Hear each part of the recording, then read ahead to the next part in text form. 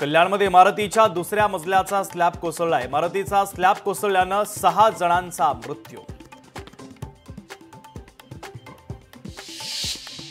सोलापूर शहरासह ग्रामीण भागात मुसळधार पावसाची हजेरी, तर मान्सूनपूर्व पावसाने बागायतदार शेतकऱ्यांची चिंता वाढली।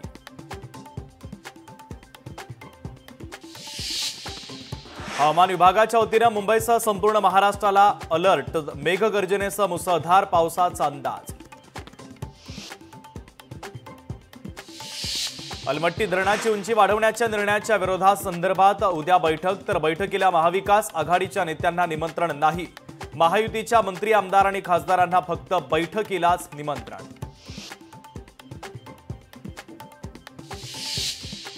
बंगळुरू शहराला अवकाळी पावसाचा तडाखा, मुसळधार पावसाने 500 घरं पाण्याखाली, तर 3घांचा मृत्यू।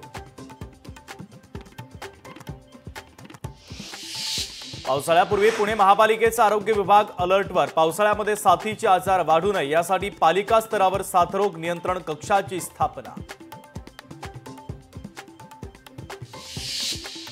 पंढरपूर जिल्ह्यामध्ये सलग 4 दिवस अवकाळी पावसाची हजेरी, वादळी वाऱ्यासह झालेल्या पावसामध्ये शेतकऱ्यांची 16 एकर डाळिंबीची बाग उद्ध्वस्त।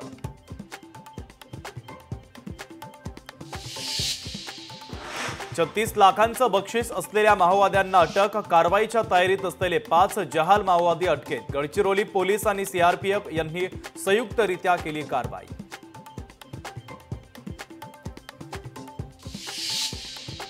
नवी मुंबईतील वेलापूर डोंगरावरील अनधिकृत स्थळावर सिडकोची तोडक कारवाई, अनधिकृत मंदिरं देखील नष्ट करण्याची स्थानिकांची मागणी।